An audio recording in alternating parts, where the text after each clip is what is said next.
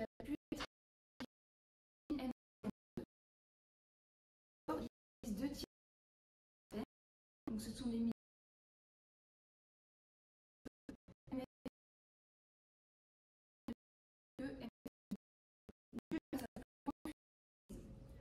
parce que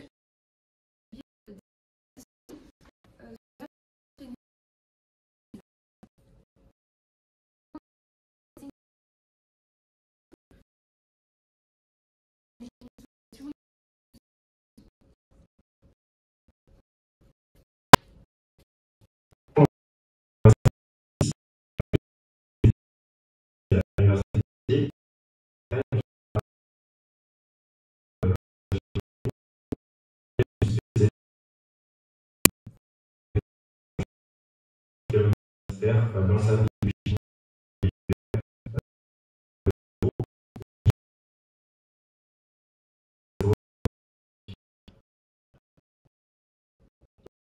de recherche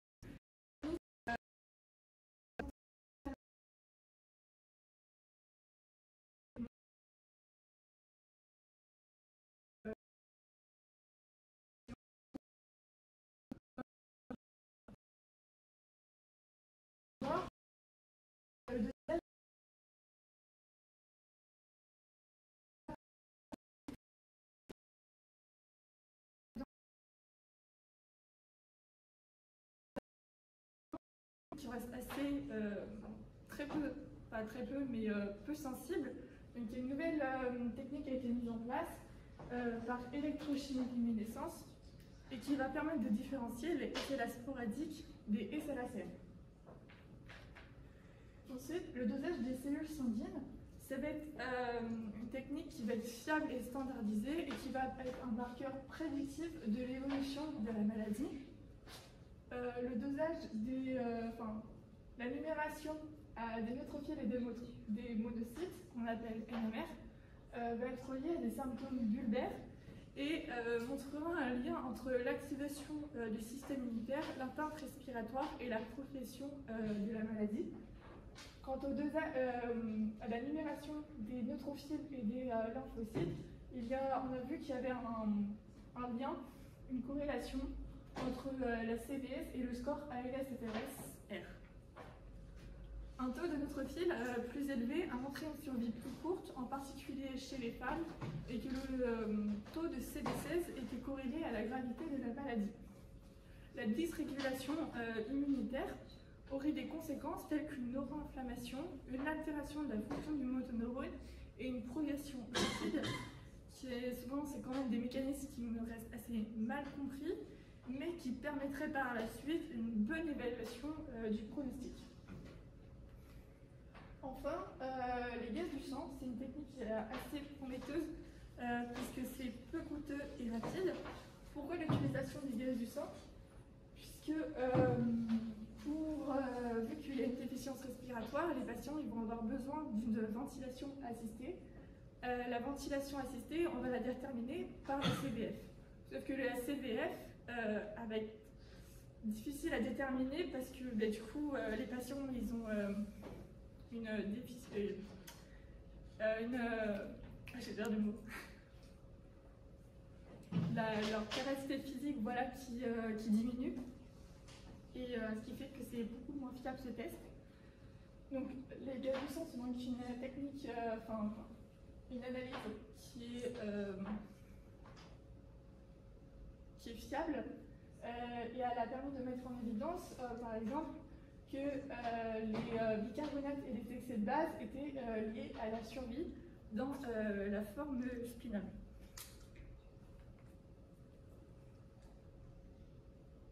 Partie de la recherche, c'est en fait en lien avec l'activité de biologie, donc dans le service de biochimie. En fait, avec les relations avec le service de neurologie, on a pu réaliser donc, des études clinico-biologiques dont le but c'était de voir l'impact que pourraient avoir certains marqueurs dans le diagnostic ou dans le pronostic de la SLA.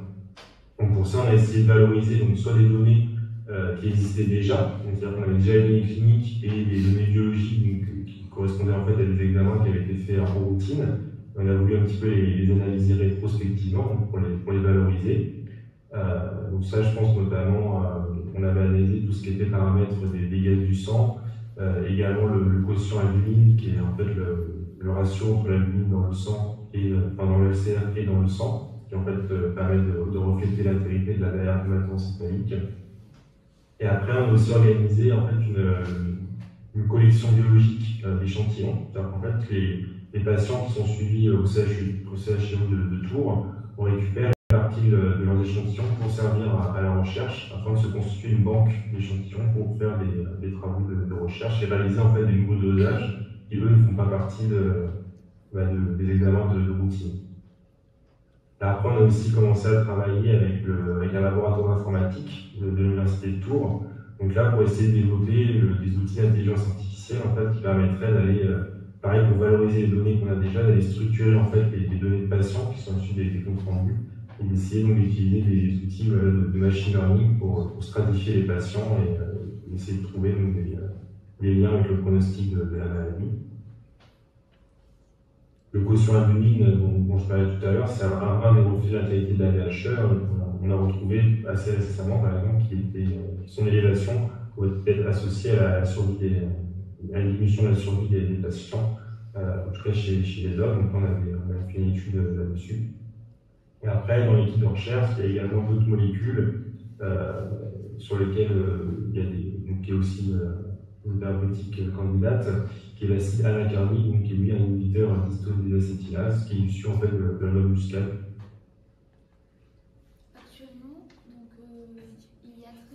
Actuellement, il y a très peu de traitements qui existent pour soigner la maladie. Donc, pour soigner la maladie en elle-même, il n'en existe pas du tout. Ça va être un traitement pour symptomatique. Même si ces dernières années, il y a eu beaucoup de recherches, ces recherches ne sont pas encore curatives. La difficulté pour trouver des traitements, c'est la compréhension des mécanismes d'action. Un des derniers traitements qui a pu être mis sur le marché et qui est autorisé sans dérogation, c'est le Riluzole. Donc ce dernier va permettre de rallonger la durée de vie des patients et de retarder le recours à une ventilation mécanique. Pharmacologiquement, il va empêcher la libération de glutamate et aide à prévenir la destruction des cellules nerveuses.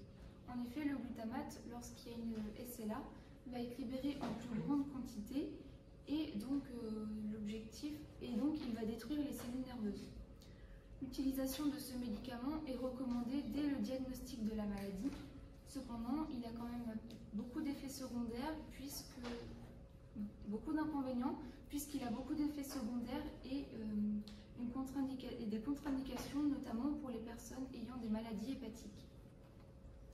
Outre le Riluzole, il existe d'autres médicaments en cours d'approbation par les autorités de santé qui pourraient bientôt être mis sur le marché. Le masitinib est un inhibiteur de la tyrosine kinase. En ciblant certaines cellules immunitaires, il pourrait réduire l'inflammation et ainsi ralentir la propagation de la maladie. C'est un médicament oral en cours d'étude en tant que traitement supplémentaire pour ralentir justement la propagation de cette maladie.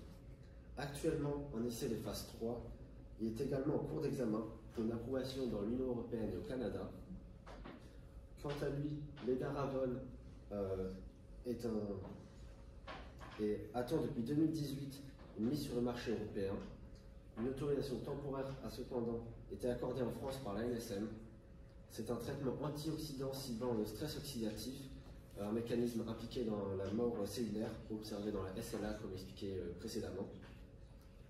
En octobre 2023, une prescription dérogatoire de mise sur le marché a été permise en attente de fin d'études de phase 3 pour le traitement de l'AMX 0035, précédemment autorisé au Canada et aux États-Unis. Le traitement sera mis en place pour les personnes dont les premières faiblesses apparaissent avant 12 mois ou après 36 mois. Ce traitement est composé de deux molécules, le phénylbutyrate de sodium et l'ursodoxycoltorine. Le phénylbutyrate de sodium est un inhibiteur de l'histone désacétylase pour réduire le mécanisme de stress du réticulum endoplasmique. Quant à lui, l'ursodoxycoltorine diminue le stress mitochondrial, permettant ainsi aux cellules d'emmagasiner assez d'énergie pour survivre. Lors des essais en phase 2, il a été démontré que le traitement pouvait réduire l'évolution de la maladie et ainsi augmenter la durée de vie de 6 mois et demi. De plus, ce traitement possède peu d'effets secondaires. Le Tofersen est une thérapie génique prometteuse pour les formes liées à SOD1. Ces avancées soulignent un horizon thérapeutique élargi pour la SLA, avec des études en cours pour confirmer leur efficacité. En attendant la mise à disposition plus élargie, d'une gamme plus élargie de médicaments, les médicaments actuels sont axés sur le traitement des causes secondaires. Dans le traitement de la spasticité, le balophène, le dantrolène et les benzodiazépines sont préconisés. Dans le traitement des émotions instables, les antidépresseurs ou les inhibiteurs de la recapture de la sérotonine se sont révélés efficaces. Et enfin, dans les troubles du sommeil, après vérification de l'absence de troubles respiratoires, les antihistaminiques ou les hypnotiques sont suggérés. Diverses essais thérapeutiques sont actuellement en cours, soit en phase d'essai ou en phase d'essai clinique ou en phase de test. Pour les phases d'essai cliniques, ils sont en attente de validation pour mise sur le marché, comme par exemple le Tofersen. L'objectif des essais cliniques, c'est d'améliorer les protocoles et de concevoir des interventions précoces pour la maladie, améliorer la qualité de vie des patients et trouver des traitements qui ralentissent ou stoppent la progression de la maladie. Donc pour cela, nous allons vous présenter quelques-uns des articles que nous avons pu étudier dans différents domaines, mais on ne peut pas tout vous présenter parce qu'il y en a énormément. Un des traitements que nous avons pu trouver qui est le plus proche d'être mis sur le marché et qui est toujours en phase d'essai clinique 3, c'est l'IFB 088. Donc ce dernier va franchir la barrière hémato-encéphalique pour aller directement dans le système nerveux central et il va réduire la production de protéines défectueuses dans les cellules stressées et notamment des protéines que nous avons pu aborder tout à l'heure comme la TDP43. Des chercheurs explorent l'utilisation de thérapie génique dans la lutte contre les formes héréditaires de la SLA. Cela implique la modification génétique pour corriger les mutations responsables de la maladie. Nous avons trouvé une étude abordant le criblage chimique phénotypique sur une cohorte variée de neurones dérivés de patients atteints de la SLA avec une analyse bioinformatique de données de perturbations chimiques et génétiques afin d'identifier des cibles génétiques largement efficaces pour la SLA. Cette étude permet de montrer que la suppression du facteur SYF2 codant pour le gène est associée au spliceosome, qui est un assemblage de molécules qui se fixent à l'ARN messager, atténue l'agrégation, la mauvaise localisation, le TDP43. Il permet aussi de sauver le gène C9ORF72 et provoque ainsi la survie des neurones. De plus, la suppression de SYF2 améliore la neurodégénérescence, la perte de jonction neuromusculaire et le dysfonctionnement moteur chez les souris TDP43. Ainsi, la suppression des facteurs associés au spliceosome, tels que SYF2, pourrait constituer une approche thérapeutique largement efficace pour la SLA. Cette étude pourrait être classée parmi les catégories des médicaments anti-sens qui sont étudiés pour bloquer la production de protéines défectueuses associées à la SLA, comme la protéine TDP43 ou le gène SOD. L'utilisation des cellules souches va permettre de régénérer les cellules nerveuses endommagées et permettre de ralentir la progression. Les dernières études elles étaient principalement concentrées sur l'utilisation de cellules d'origine de lignées animales et de lignées cellulaires des gènes uniques. Sauf que le problème, c'est qu'ils ne reflétaient pas avec précision les caractéristiques pathologiques de la SLA. Donc il y a l'utilisation des CSPI, donc c'est les cellules souches pluripotent induites, qui a été mise en étude et ça pourrait permettre l'évaluation de l'impact de la maladie sur les patients. Déjà, les CSPI, elles ont une capacité de renouvellement et de différenciation en différentes cellules. Donc ça va être pour notre cas en cellules nerveuses et en cellules gliales. Elles ont la capacité de rester inchangées lors de reprogrammation et on peut les extraire des patients SLA et donc obtenir un génotype et un phénotype précis. Ça va avoir des avantages puisque déjà au niveau éthique, bien, ça vient des patients et il y a moins de risque de rejet ensuite par la suite lorsqu'on va les greffer aux patients. Donc ça reste une excellente méthode pour évaluer l'impact de la maladie. Dans le domaine de la neuroprotection, il y a aussi des études en cours. Donc l'objectif de la neuroprotection, c'est de protéger les cellules nerveuses contre les dommages soit des traitements ou de la maladie, dans l'objectif justement de ralentir la maladie. Donc il y a des essais cliniques en cours sur le traitement sur le système FUS-MB. Donc c'est les ultrasons focalisés avec des microbules circulant dans le système. Donc ça va permettre d'étudier l'effet des molécules sur le cortex moteur et de libérer temporairement et de manière non invasive des molécules spécifiques. Donc pour ça, nous avons choisi d'illustrer cet exemple avec l'édaravone.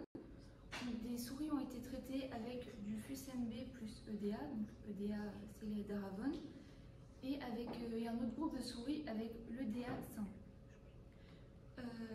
Pour cela, après l'administration du traitement, les fonctions des souris ont été analysées sur la marche, la force de préhension, la suspension à un fil et un examen histologique. Il a ensuite pu être constaté qu'une amélioration des fonctions était plus importante chez les souris ayant reçu le FUS-NV plus EDA que l'autre groupe de souris. Et ça a été étudié sur la marche, la force, la coordination, la réduction de l'atrophie, etc. Il a été constaté sur les groupes de souris ayant reçu le traitement FUS-NV plus EDA une multiplication par 2 de la dose, parce que les souris ESN ont une concentration 2 fois moins importante que celles qui ont reçu avec les ultrasons. Une protection des motoneurones, donc il y a une augmentation de leur taille, observée grâce à l'évaluation histologique, une diminution de la neuroinflammation et une diminution de la SOD1 mal repliée. Il y a aussi une observation de l'évolution de la maladie, la progression a été ralentie. Donc il y a un avantage à utiliser les ultrasons pour plus la molécule par rapport à un traitement seul, par exemple pour l'EDA, puisque l'administration est plus facile, il y a une bonne tolérance sur 48 semaines sans effets secondaires ni problèmes de sécurité et le traitement est plus efficace. Dans le domaine de l'inflammation du système immunitaire, ça va être de développer des médicaments qui vont moduler ces processus inflammatoires. C'est pour ça qu'il y a eu l'étude potentiel neuroprotecteur des cellules mésenchymateuses de type stroma-Switch et des vésicules extracellulaires qui vont être dérivées de ces cellules, telles que les exosomes qui ont été étudiés. Il a été montré que ces exosomes pouvaient stimuler la régénération par modification de la communication intracellulaire et que les cellules libéraient des vésicules extracellulaires et des facteurs trophiques qui modifiaient la communication intracellulaire et apportaient donc une protection des motoneurones en dégénérescence. Donc, dans cette étude, il a été montré que dans un environnement normal et stressé, les effets des exosomes avaient un impact sur la croissance et la morphologie des neurites, qui sont des extensions des neurones, que le profil génétique a aussi montré des gènes antioxydants et anti-inflammatoires qui étaient transcrits dans ces exosomes et que nos micro-ARN étaient capables de réguler les voies antioxydantes et anti-apoptotiques. L'enzymologie est une autre option de traitement futur par l'apport à une enzyme ou par la modification de l'enzyme qui fait défaut. Nous avons étudié un article indiquant que tous les dérèglements de l'activité de la SOD1 est lié à des troubles neurodégénératifs, tels que dans la SLA. Parmi les inhibiteurs connus pour être efficaces contre la SOD1, la LCS1 se distingue. Cependant, son efficacité, sa spécificité et son profil de sécurité sont quelque peu limités. Dans cette étude, la bibliothèque PubChem a été utilisée pour extraire des composés qui présenteraient une similarité structurale d'au moins 90% avec la LCS1. Ces composés ont fait l'objet d'analyses de docking moléculaire afin d'examiner leur schéma d'interaction et leur affinité de liaison avec SOD1. Le docking moléculaire consiste à déterminer la position relative de deux molécules, donc un ligand et un récepteur. En outre, nous avons appliqué des filtres basés sur les propriétés physico-chimiques et ADMET, absorption, distribution, métabolisme, excrétion et toxicité, affinant ainsi le processus de sécrétion. Notre analyse a révélé que les composés sélectionnés interagissent avec les résidus cruciaux situés au site SOD1. Pour mieux comprendre stabilité conformationnelle et les dynamiques des complexes SOD1 ligand, nous avons effectué des simulations de dynamique moléculaire sur tous les atomes pendant 100 nanosecondes. Ces deux composés présentent un potentiel significatif pour une exploration plus poussée en tant qu'inhibiteur thérapeutique de la SOD1. D'autres études sont cependant nécessaires pour exploiter pleinement leur potentiel thérapeutique en ciblant la SOD1 pour traiter la SLA, offrant ainsi de nouvelles voies pour améliorer les résultats pour les patients et pour la gestion de la maladie. Ça pourrait aussi donc plutôt guider le développement des thérapeutiques, puisque s'il y a l'altération chez les patients, on peut se dire que peut-être qu'un médicament va passer plus facilement dans le système central, atteindre plus facilement sa cible, ou aussi à l'inverse, en fonction du mécanisme de l'altération, en fait, ça peut créer par exemple une formation d'œdèmes qui peuvent piéger au contraire les médicaments, donc ça peut aussi avoir un peu l'effet inverse. Donc en fonction de l'état de la VHE des patients, on pourrait être amené donc, à essayer de soit développer des formes d'administration un peu ciblées en fonction de l'altération, etc. Et également, donc, ça pourrait aussi participer, ça pourrait être un frein en fait, au développement des médicaments dans la SLA, puisque cette barrière va s'opposer au passage des médicaments depuis le centre vers le système nerveux central, où se trouve en fait la cible de la plupart des thérapeutiques candidats. On s'y intéresse un peu pour ces deux aspects. Dans l'étude de recherche, en général, on est impliqué dans le développement de médicaments.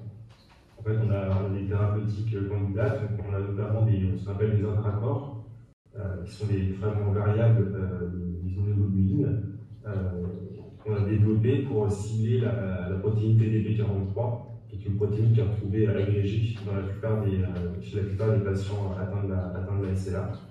Donc justement, on a développé un intracorps ciblant cette protéine, et donc on a réalisé des tests sur des modèles cellulaires, donc in vitro, et là on va commencer des essais précliniques. Maintenant, nous avons interviewé Hugo Alarcon pour savoir par exemple quels obstacles techniques ou économiques qu'ils peuvent présenter, qu'ils ont pu rencontrer lors de leurs études et quels impacts aussi du coup ça peut entraîner pour la carrière de diagnostic ou de traitement. C'est sûr que c'est un des principaux freins, donc il faut en effet en amont aller rechercher de l'argent. Dans les appels à projets, pour la SLA, il y a une association, justement la SLA, qui propose tous les ans justement un appel à projet. Ou après, ça peut être aussi des appels à projets un peu plus larges, comme des ANR ou des appels à projets régionaux. Nous aussi, l'intérêt, nous on essaye de construire notre banque d'échantillons et de valoriser les données aussi déjà existantes pour faire aussi des projets de recherche qui ne nécessitent pas forcément des données. Au côté clinico-biologique, pas trop, parce que souvent ce sont des données cliniques qu'on a déjà. Après, pour le côté fondamental, oui, il peut y avoir beaucoup de contraintes techniques. En fait, c'est même souvent la norme. En général, on va chercher des paramètres qui n'ont pas forcément été précédemment étudiés dans cette maladie, avec des outils qu'on ne maîtrise pas forcément dans l'unité de recherche. Donc oui, il y a toujours une étape de mise au point qui peut être assez compliquée. Après, pour ce qui est des résultats un petit peu contraires à ce qu'on aurait pensé a priori, finalement la SLA, c'est une maladie qui est tellement hétérogène que justement on essaie d'avoir pas trop d'a priori, puisque à chaque fois qu'on s'intéresse à une question, dans la littérature, on va retrouver soit l'association dans un sens, mais aussi l'association dans l'autre sens. Donc voilà, on ne s'attend pas trop forcément a priori à avoir déjà une idée en tête, et on essaye justement de réfléchir en fonction de ce qu'on trouve. Pour conclure, on va faire une petite conclusion sur le côté économique et social de la maladie. Donc, en Allemagne, le COI, donc le coût de la maladie est élevé à 552 628 049 € juste pour la SLA, ce qui représente par patient 83 060 €. Et ce chiffre va augmenter avec la progression de la maladie, qui en parallèle va diminuer avec la qualité de vie. Dans ces cours, on va retrouver les soins formels, les nouveaux traitements pharmaceutiques, ainsi que les coûts indirects. La diminution de la qualité de vie va être liée à la localisation des patients, s'ils sont situés en zone rurale ou en zone urbaine, où là on va plus facilement retrouver des spécialistes, et aussi à la forte dépendance aux soins informels. Par exemple, des ventilateurs non invasifs, l'utilisation d'une sonde d'alimentation ou de l'orthosomie vont diminuer cette qualité de vie. En parallèle, on voit que la retraite augmente la qualité de vie, enfin en tout cas, il y a une meilleure qualité de vie, ce qui montre que l'exercice d'une profession devient lourd. En moyenne, c'est 260 heures par mois qui étaient consacrées juste pour les soins informels, qui sont assurés par les soignants et par la famille, ce qui fait qu'il y a une nécessité d'une thérapie spécifique de soutien et individualisée pour les patients. De plus, pour la famille, il y a un renoncement complet à sa propre vie professionnelle et sociale. Au vu du nombre d'heures passées à s'occuper de leurs proches, il y a un sentiment de culpabilité de ne pas en avoir fait assez à cause d'un sentiment d'impuissance qui revient. C'est pour ça qu'il faut une intervention psychologique pour les aidants après la mort du patient pour les aider. Pour finir, la maladie de la SLA, c'est quand même une maladie qui reste complexe à diagnostiquer et à traiter. Malgré les différentes recherches actuelles et les avancées, il est toujours impossible d'en guérir. Donc peut-être que dans un futur proche, la recherche permettra de la guérison totale du patient grâce à une meilleure compréhension des mécanismes et des diagnostics et des traitements plus spécifiques. Merci de votre attention. Et merci.